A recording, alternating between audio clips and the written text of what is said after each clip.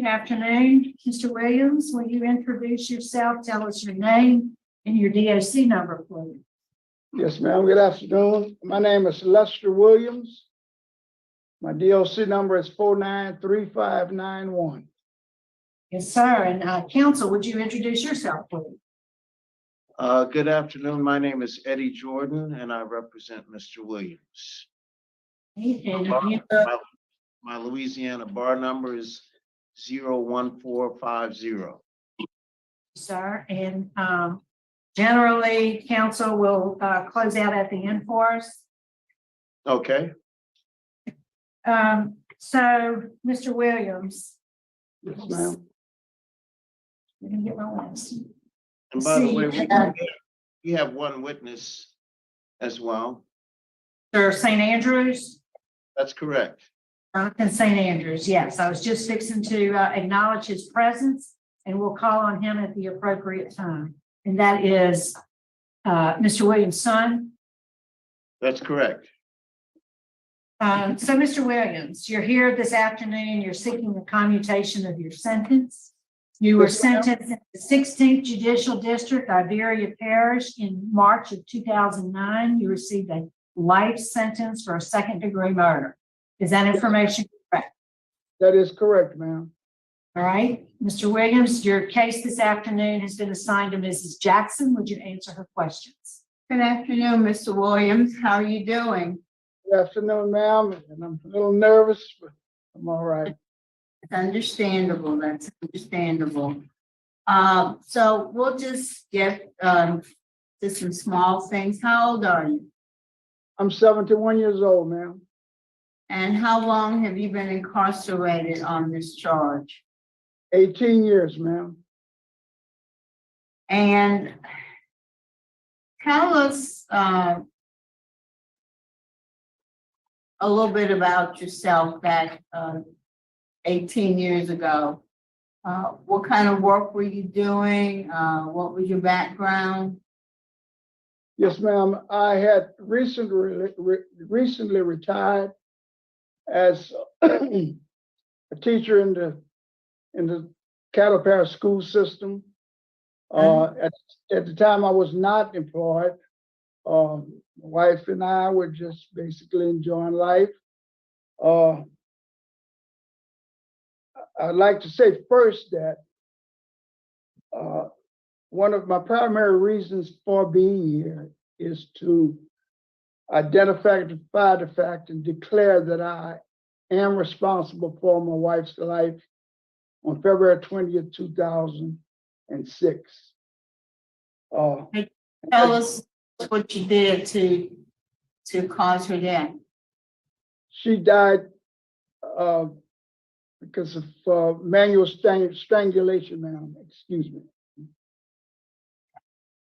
Because you know your story has kind of shifted several times.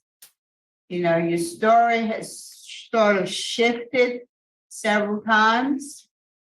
You know, from what you initially told the police to what you put in your application to what you put in your statement when they did the pre-parole the pre-clemency investigation. It's kind of changed.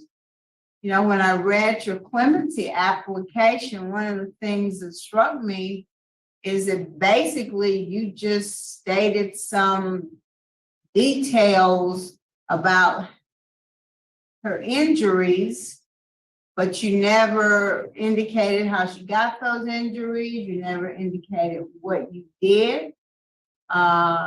At one point, you said that she had been vomiting all day and you was trying to get out of the bed and you just tried to throw her back in the bed and she hit her hit on the side of the bed and that's how she got injured. And now you're acknowledging that you strangled her to death. So why so many different stories? Ma'am, basically, what happened, I've narrated this thing down to 4 sequence of things that happened. We began by having a nice evening, just talking, having fun. Then Secondly, basically, we had an argument that was prompted by me. I shouldn't have not said anything to her. Then she got ill. She began to vomit very bad. A couple hours after that was followed by myself. And throughout that process, I tried to assist her, taking her back and forth to the restroom. She did not want to, and I did not want to go to the hospital. Later on, we were visited by my mom. They refused, they didn't want to let me go and wake her up. And she, like I said, she had several falls back in, she fell probably 4 to 6 times. The last 3 times were very, very hard. The last time I picked her up, I laid on the bed. She laid on the bed after my mom and them left. I laid with her and I was still throwing up. Later on that evening, the last thing I did, I got up and I asked, I said, Sin, how about let's get up and go try and take a walk? Maybe we'll feel better. She did not respond. And I asked again, she did not respond. And then I was still sick. And so the next thing I knew, I was being read, I think it was the next morning, by the police officer told me that I was being charged with my wife's murder. The last thing I spoke to my wife, I didn't know she was injured or anything. Oh, Ms. Williams, you just got telling me she died from manual strangulation. That means somebody put their hands or something around her neck and compressed her neck until she died. I was using, yes, I did use my hand to help her. Yes, ma'am. And if that's what you want to tell us today, I'll let you tell us that. Now, you had a drinking problem, correct? Yes, ma'am. In fact, you were convicted 3 times of driving while intoxicated. Is that correct? That is correct. Yes, ma'am. And you also have a history of domestic violence. Yes, ma'am. Correct? Yes, ma'am. On January 15th of 2002, you pled guilty to 3 counts of simple battery. And that did not involve, it involved a woman, but it did not involve your wife. Remember that? You pled guilty to 3 counts of simple battery. You got probation. You were told that you couldn't go back to bars. You couldn't drink alcohol. You had to complete anger management, and you were not to have contact with the victim. Remember that? Yes, ma'am. I don't remember the events, in sequence. I will admit that I've always suffered. I didn't admit before, but I do admit that I've always suffered from an anger problem. And who was the victim in the case where you had the 3 counts of simple battery? Why you gotta look at the paper? You don't know who you. I just don't remember exactly what time. There were so many events that I acted rationally. I'm talking. How many different women have you been convicted of domestic battery? Well, I had problems in my first marriage. My second wife. What was her name? My first marriage. Hmm? Oh, you asked about my first marriage, ma'am? What's her name? Desi Williams. Okay. And did you have some domestic violence charges involving Ms. Williams? Yes, ma'am, I did. Okay, and was the victim who was murdered, was she your second wife? Yes, ma'am. Right, Cynthia. Okay, now, listen at me. In March of 2004, you had an aggravated assault conviction and you were ordered to complete domestic violence program. Is that correct? Yes, ma'am. Did you complete the domestic violence program? Yes, ma'am. But then in March 14th of 2005, You got a second-degree battery, which was a felony. You pled guilty to it. You were ordered to have no contact with the victim. That was on March 14th, 2005. You remember that? Yes, ma'am, that involved my wife. Yes. Mhm. And then on December 16th, 2005, you were arrested for domestic abuse battery. And again, you were ordered to have no contact with the victim. Is that correct? Yes, ma'am. And then 2 months later, you were arrested for your wife's murder on February 20th of 06. You had an arrest in December of 05, and then in February of 06 is when you were arrested for your wife's murder. Is that Yes, ma'am, correct? yes, ma'am, that's correct. And according to the autopsy, she was strangled to death. Is that That- correct? Yes, ma'am, right.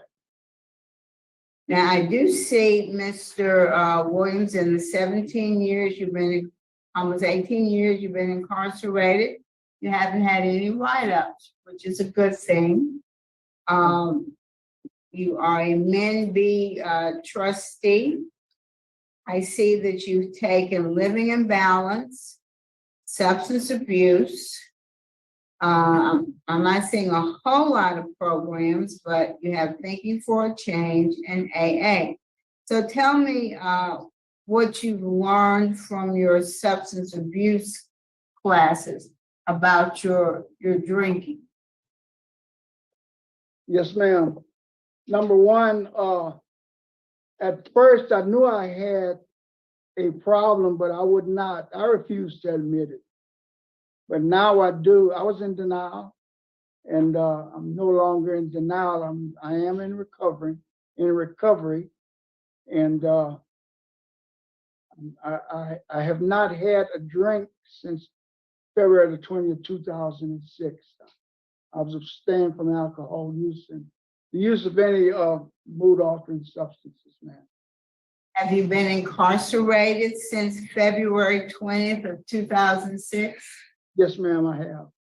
I know that there is some availability of alcohol, but it's not as if you've been on the street and free to go to bars and liquor stores. So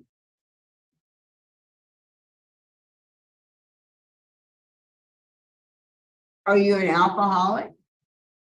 Yes, ma'am, I am a recovering alcoholic.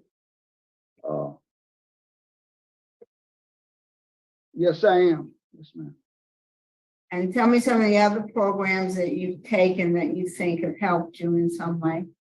I've taken anger management, and it along with the job that I have has helped me to recognize and admit that I did and I do have an anger problem. What job do you have?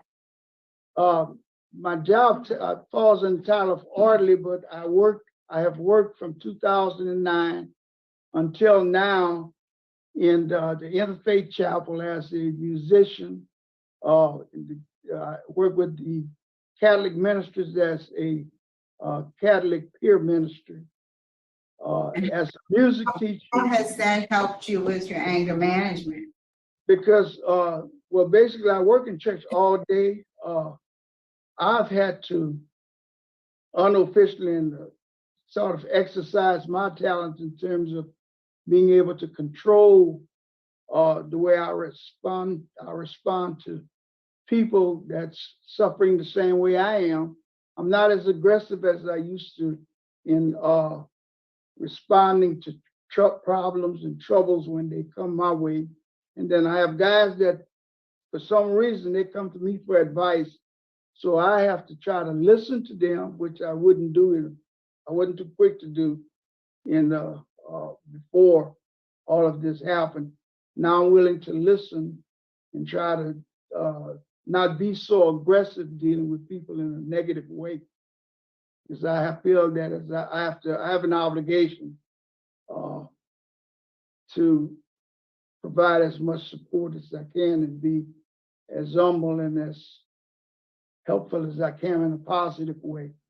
And my thinking is not the way I used to. Everything had to be my way. And I've learned that I've had to humble myself and learn to listen to a lot of people before I just act on emotions like I used to. All right, well, thank you very much. Warden, what can you tell us about Mr. Williams? Nothing else. He's low risk. He has 0 disciplinary reports since he's been here. He participates in a few programs. All right, thank you. Mr. Knocker, that's all I have. Thank you. Mr. Rushing? Good afternoon, Mr. Williams. How are you? Mr. Williams? Yes, ma'am. Yes, I'm sorry. Al from Notion, how are you doing this afternoon? Oh, I'm still a little nervous, sir, but thank you. I'm glad I'm here before you. I'm going to read some information, and along the way, I'm going to ask you whether it's true or not true, okay? Yes, sir. On November 16, 2005, you were arrested for domestic abuse battery on Cynthia Williams. And you were incarcerated until February 13, 2006, when you had a revocation hearing. Is that correct? Yes, sir. And in that revocation hearing on February 13, 2006, the judge decided not to revoke you. Is that correct? Yes, sir. And he ordered you and made new conditions on your supervision that you live with your mother, Miss Parole Williams. Is that correct? Yes, sir. Right. Pearl Williams, right. And you are to live at that address, and you are to remain drug-free, alcohol-free, and submit to drug screening. Is that correct? Yes, sir. And you are to have no contact with Miss Cynthia Williams. Is that correct? Yes, sir. And he said you can be released today to your mother. Exactly. Yes, Is that sir. right? Yes, sir. And 7 days later, your wife was dead. Yes, sir. And you were ordered by the judge to have no contact, and you went immediately to live with your wife. But you said you had spent the last 2 or 3 days alone, and you were using drugs and you were using alcohol. Is that correct? I was using alcohol, sir. Okay, you was using alcohol. Yes, In sir. direct violation of the judge's order. Yes, sir. If that judge were to revoke you, your wife may be still living. Yes, sir. Madam Chairman. Thank you, Mr. Rushing. All right, I don't see any other questions, so now we'd like to hear from Mr. St. Andrews. You can keep your seat, sir. We can see you. It's fine. Okay. You can go ahead and speak. They can see you. Okay. Yeah, I can. I just want to state that, overall, my father, Mr. Williams, there, he actually is an overall, good person, regardless to what mistakes that he may have made, over time, and for myself and many others, he's kind of been he's really been a really great influence, almost like a superhero to us all. Because of his influence, I also became an educator, just like my sister is doing the same thing. So, and they'll, and as a return, hopefully, to society, he would definitely have all the support of his family and friends. Yes, sir. And thank you, Mr. St. Andrews. Mr. Williams, before we turn it over to Mr. Jordan, is there a statement you'd like to make? Yes, ma'am.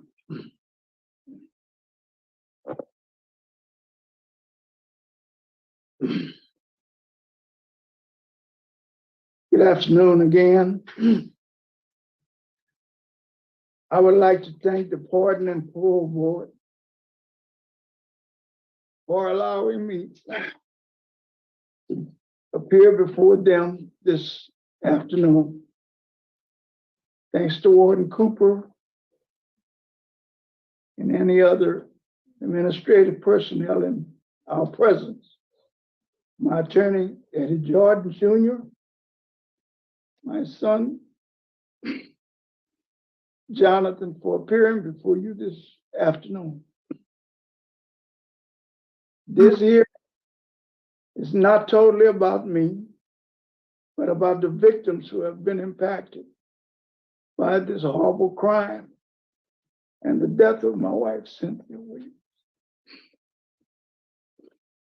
I want everyone here to know that I accept the full responsibility for the death of my wife, Cynthia. To my brother-in-law, Kenneth McDonald Jr., and to Cynthia's family, my two children, Anthony and Antoinette, who were born to me and my wife, and to my mother, Pearl Williams, who is 98 years old, and who's prayed with me ever since this tragedy occurred. And lastly, to my family members, friends, and my community, I want to apologize and ask for your forgiveness.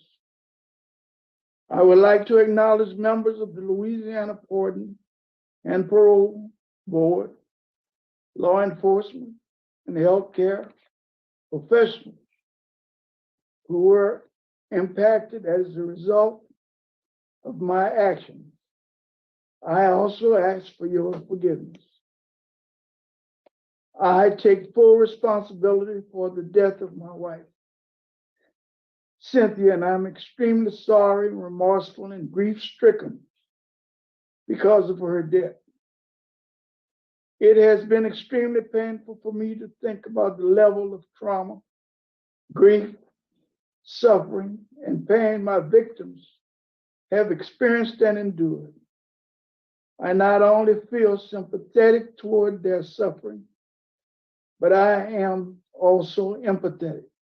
However, I will never be able to understand the level of suffering and pain they have endured. To Anthony, Antoinette, Jonathan, and Joy, the loss of a mother to the family is a tragedy and tremendous loss. Once again, I ask for your forgiveness. I would like to mention to the board that I have learned the true meaning of the word mercy. Mercy is love that expresses when someone experiences suffering, poverty, brokenness, and or sin. I am a broken man. Today, I appear before this board and ask you for mercy in making your decision and another opportunity to return to society. I declare today that I will be the man that God intended me to be. Respectfully, Lester J. Williams. Thank you. Yes, thank you. All right, Mr. Jordan. I too want to thank the board for giving us an opportunity to appear before you and to consider Mr. Williams' request for a commutation of his sentence. I don't think that the board fully understands that Mr. Williams is a person who started out many years ago before this incident as a man with education. He had a bachelor's degree and also a master's degree in music. It sounds to me, based upon what I've been able to glean from the file here, that Mr. Williams' family was actually a very loving family. They were married for some 26 years or so before this terrible incident. And it was a loving relationship in that there were two children born of that relationship. And as I understand, Miss Williams also had substantial education. So here were two people, a mother and a father, a husband and wife, who both were doing well financially and educationally, and yet we have a terrible tragedy, and I think much of this can be attributed to Mr. Williams' alcoholism. And I submit to you that that is the reason why his understanding of what happened it involves gaps and incoherent type of a response to exactly what happened. Alcoholics do not fully recall things that happen, and they are subject to blackouts. And to Mr. Williams' credit, he's addressed that. He was in denial for quite some time, and it apparently, the alcoholism not only affected his conduct and relationship to the death of his wife, the killing of his wife, but it also affected his relationships that took place before this incident. And I would suggest to the board that that is the real problem that Mr. Williams faced. He was a productive individual. He was working, he was employed, he had education, he had a wife who had education. My understanding is that she had a background in psychology. And she was very productive. They were working at the same school. Mr. Williams was a band director. He was a leader at that school. He was responsible for shaping the lives of young people. And all indications are that he was doing a very good job in that area. But alcoholism took over his life, and it caused him to not comply with the court's order. And it's true that if he had not been an alcoholic, I do not think that he would have done the things that he did. And he would have complied with the judge's order to stay away during that time period. I would suggest to the board that that's the case. So he violated the court order, and as a result, his wife lost her life as a result of what he did to her. He's now taken responsibility for that, complete responsibility. That impact statement is just a clear, strong statement that he alone is responsible. No one else is responsible.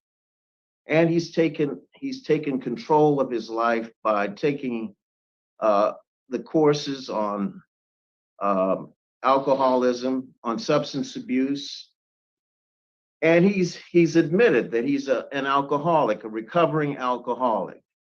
And I think that would do him well if when he returns to society, that he knows that he cannot ever touch alcohol again, and that alcohol is something that would cause him to lose control of his life again.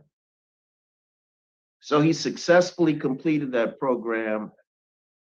And it's not a surprise really that he has not had an incident or a write-up during his entire 18-year period.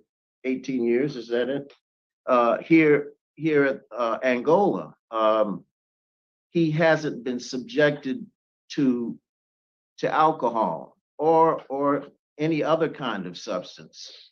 And yes, unfortunately, sometimes people do, even here, get in.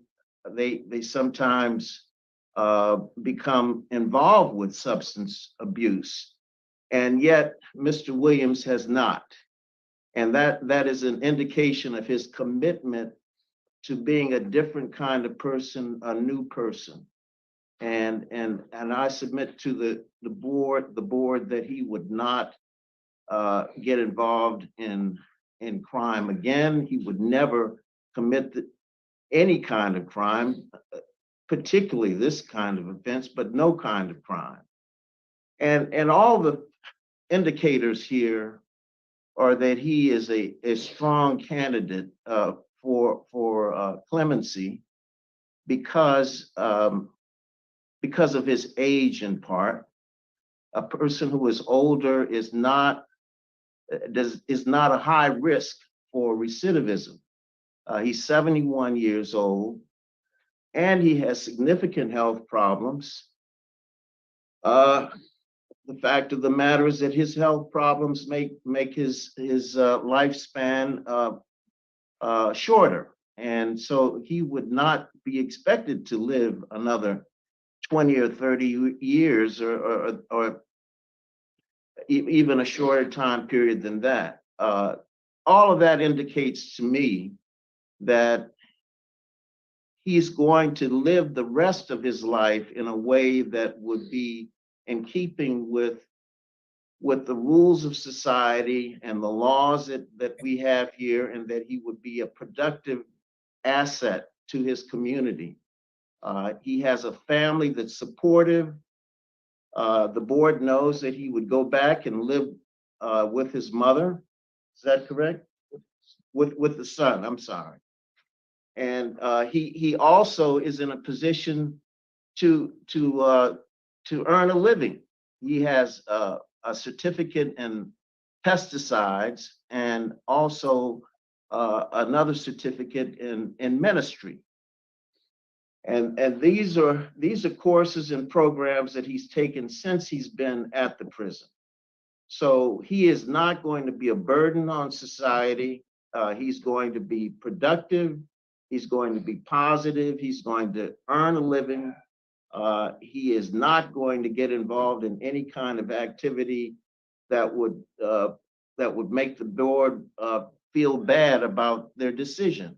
He's not engaged in any kind of substance abuse. And you would say, well, a person would always say that they're not engaged, but he's got 18 years of proof that he's not going to get involved in substance abuse again. And again, I go back to the fact that alcoholism is his primary problem, and it really made him lose control of his destiny, of his life. And he is not that person today.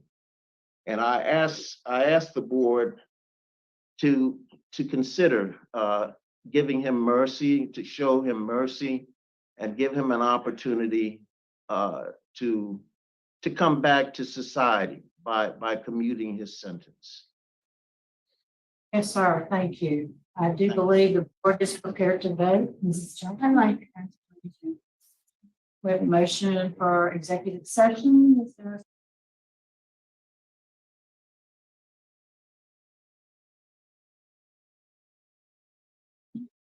All right, so we have a unanimous vote for executive session. Stand by. We'll be back shortly after discussing confidential matters.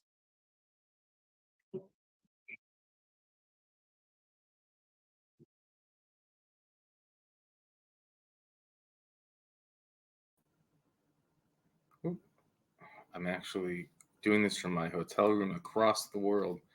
It's 4:20 in the morning for me right now. I was at the gym listening to the parole board hearing. I thought, you know what?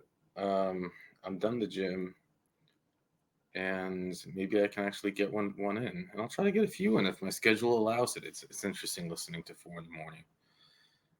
I don't know what they're gonna do, frankly. I don't feel bad for him. Here's a man that a judge literally said, "Hey, I'll let you out. Just don't do X, Y, and Z." And within like a week or less than 10 days, he ended her life. You know, that's it. You're done in my books. You don't get another chance. You don't. You had basically one thing you had to not do, and that was not kill your wife. I mean, this didn't happen like as a thing of passion. This didn't happen as, all these years of marriage and then it somehow happened. You were actually locked up.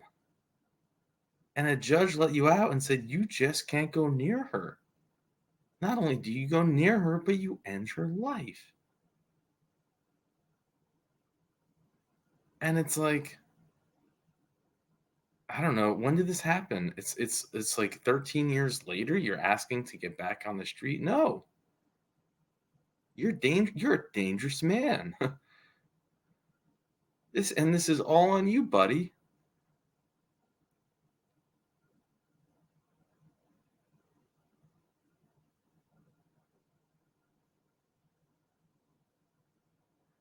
I was listening to it, and then and then his attorney even comes out to say he's like has all these degrees and he's a music guy and he's okay.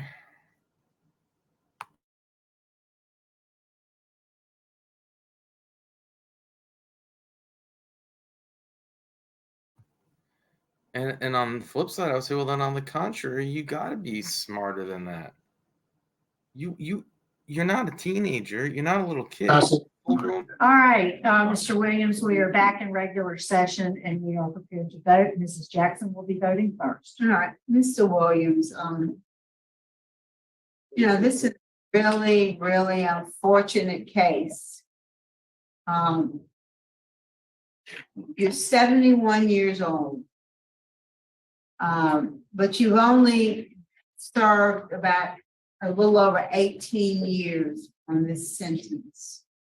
And as I look at your history of domestic abuse, your history of driving while intoxicated, when I look at all of the places along the way where the court system tried to intervene to put you on a different path, and yet, in spite of all the times you appeared before court for either driving while intoxicated or domestic abuse battery, none of it seemed to deter your behavior.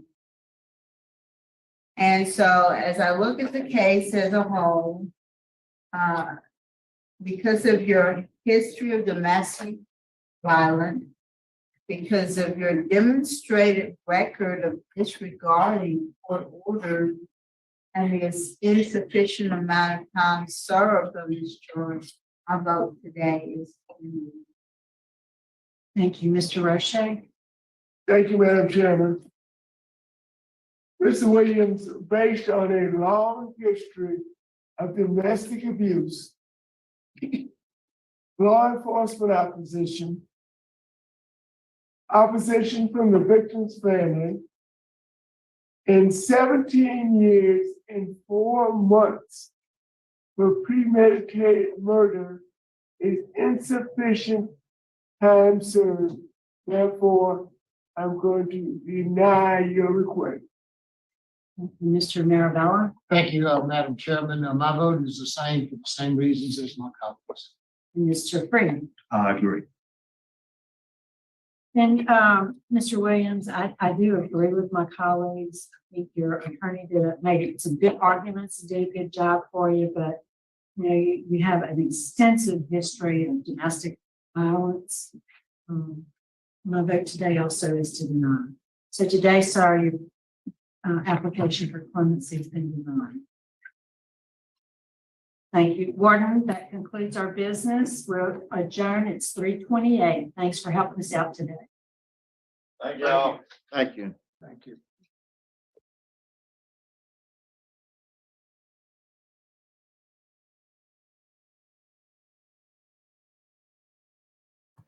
There you have it. You know, and I tried looking up what Richard had sent me, and I don't see the notes on his case, fortunately. There are multiple Williams that have hurt their wives, but not multiple Williams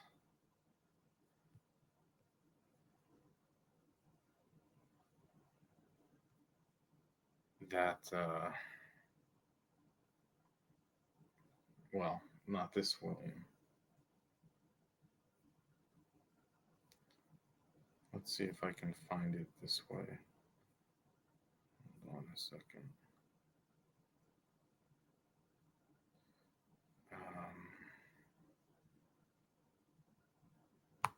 Is it possible I can have it? Let's quick search here.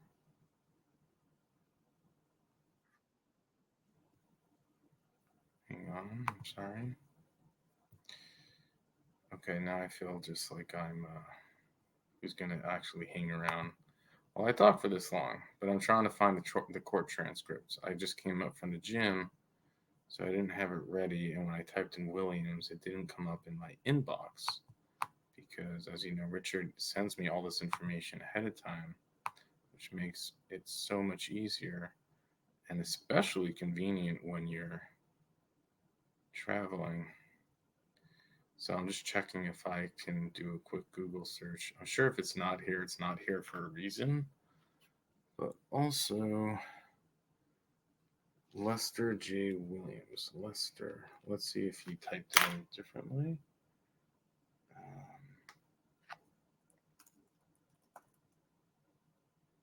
No, I don't see it. So it probably doesn't exist.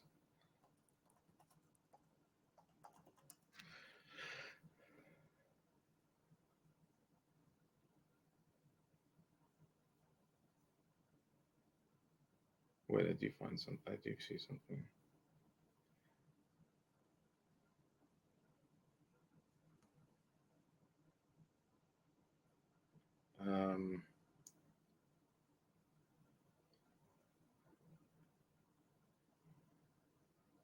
Okay, yeah, there is something here.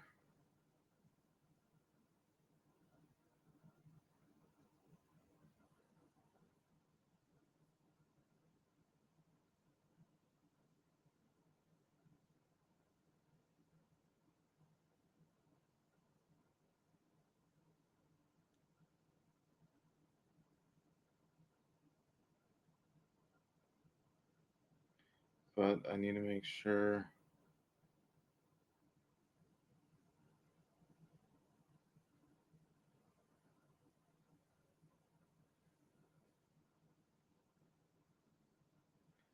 This doesn't look right either.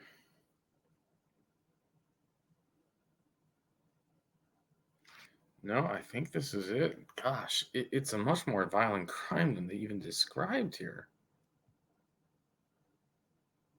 They didn't go into the details, man. Let me pull this up. This is crazy. That's why I'm looking at this. I'm like, this can't be the right crime. Lester J. Williams.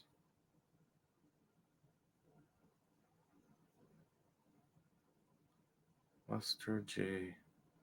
Williams. Let's see. Lester J. Williams, Louisiana.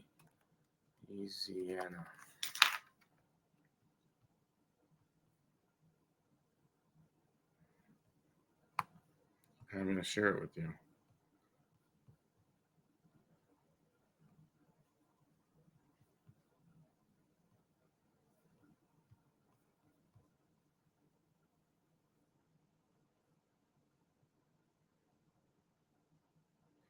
So some of you might wonder, why am I doing this when I'm traveling?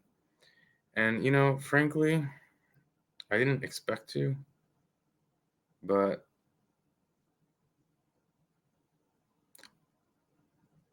I I do it because I love you guys.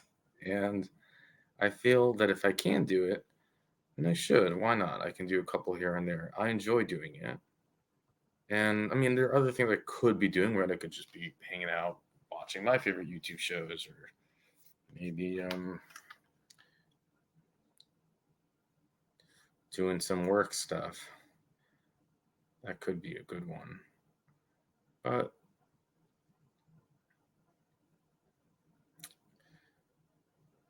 okay, so facts. On or about February 20th, 2006, the defendant did this.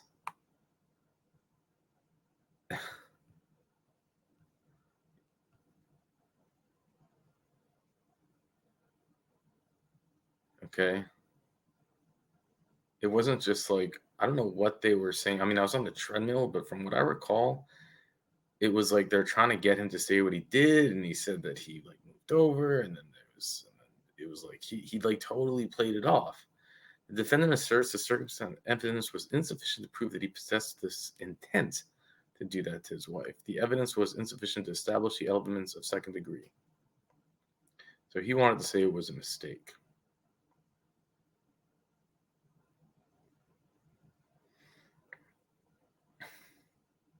On February 20th, 2006, about 7:15 p.m., Cheryl Williams, defendant's niece, arrived home and found the defendant looking for her mother. You know this is going to fire me up, right?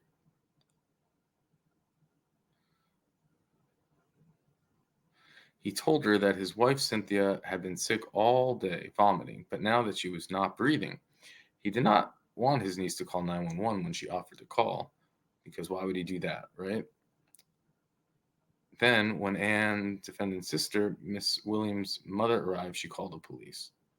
So here he is. He doesn't even call the police. She had run an errand when she arrived back home and found the defendant had left a message on the answering machine. Good morning, little sister. This is me, Big Brother. I'm just calling. Nothing happened. I'm just calling. She found this call to be strange. Yeah, I mean, it's not every day I call someone and say nothing's happening. I'm just calling.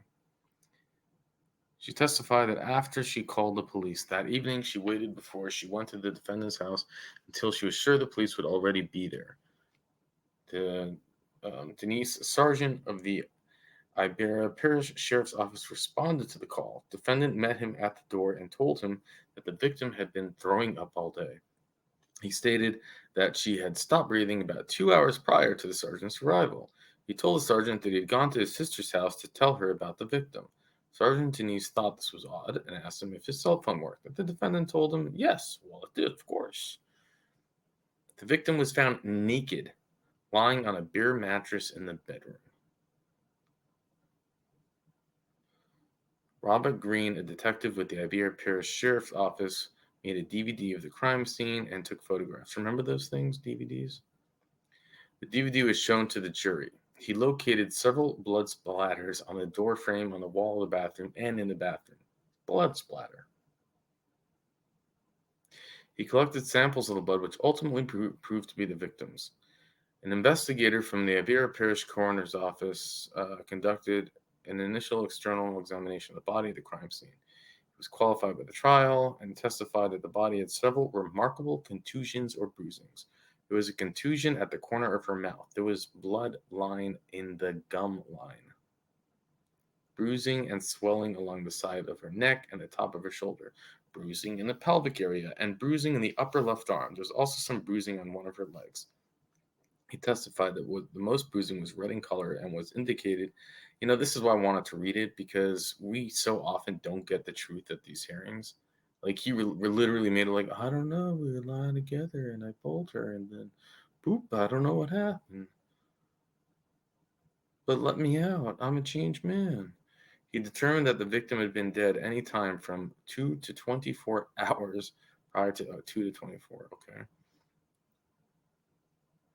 Performed an autopsy on the body and testified the victim had small tears or lacerations on the inside of her lips as if the lips were compressed or crushed against her teeth. She also had curved linear abrasions on her skin, her face, which the doctor explained were consistent with fingernails being pressed against her face. Of course, all by mistake, right? Because this type of injury is consistent with the strangulation.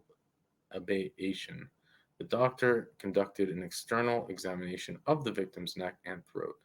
He testified that the neck was opened. There were bruises everywhere and the tissues inside, probably 30, maybe 50 separate bruises. 30 to 50 separate bruises.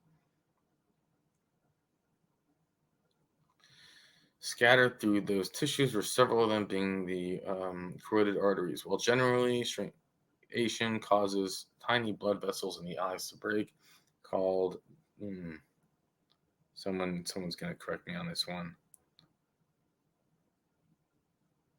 Petechia? Petechia? The eyes of the victim did not display the search result. However, the angulation can also cause tiny blood vessels in the skin of the face to break, which was exhibited on the victim's face. They're basically going in how bad it was, okay? There were ribs fractured, 2 in front of the victim's body and 5 in the back next to the spine. Oh, yeah, hey, they were just cuddling and then something happened. That's all I heard him say. Why didn't they bring this up?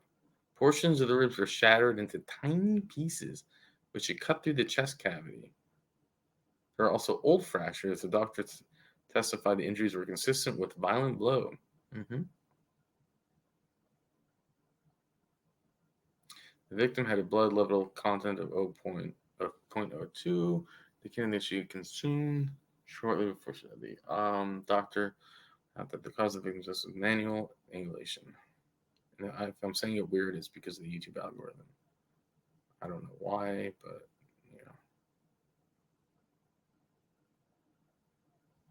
During the interview, the defendant consistently maintained that the victim was throwing up all day, and that he had told the officers that the victim could not walk up and kept falling. He had to drag her from bedroom to the bathroom and back. He's such a hero. Several times and hold her head over the toilet. He said that he was also sick and appeared to throw up in the wastebasket twice during the interview. During the interview, the defendant admitted that he and the victim had been drinking both hard liquor and beer, and that they had been alone for 2 days prior. The detective Hotford testified that after the second interview, as he was preparing to have the defendant sent back to jail, the defendant made a statement that he had thrown the victim onto the bed and that she had hit the side of her head of the bed with her chest. He had struck her in the face and then said, "I didn't mean to kill my wife."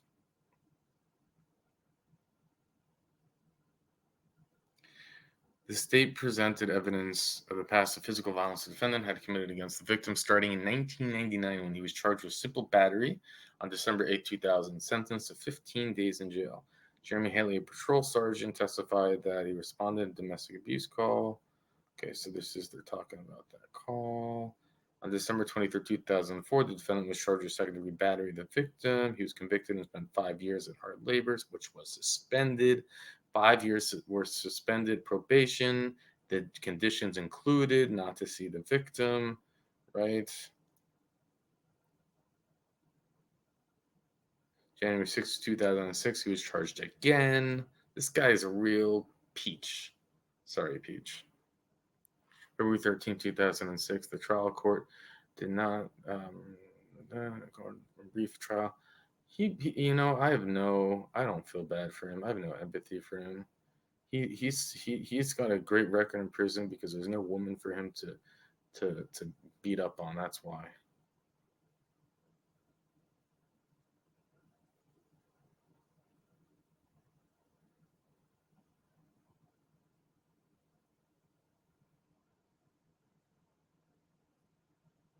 I'll put the link in the description.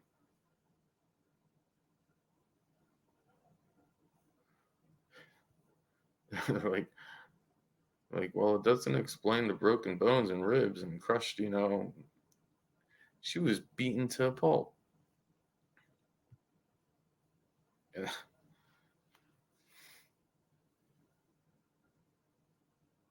Unbelievable.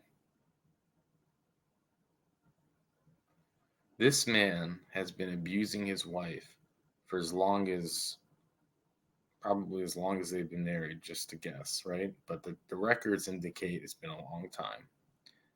A judge, which now a judge, I don't know how they do it, has to live with on the judge's conscience that right after he let the man out, he went and killed her. Then 17 years later, he says, "Let me back out. You know, you might be safe because your wife's gone. Who else are you going to do it to, huh?" No. So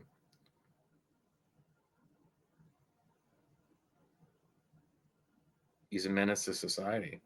He might make it out of there in a wheelchair as an invalid when he's no longer able to beat up anyone. But I'm happy with the decision. It's scary too. It really is. I didn't hear remorse. I didn't hear. It wasn't the truth that was told.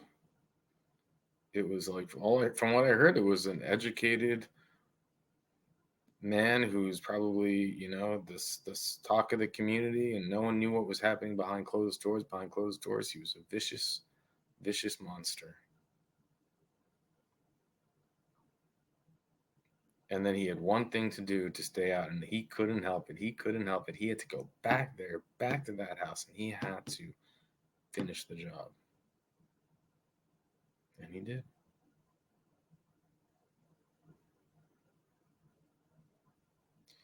And someone needs to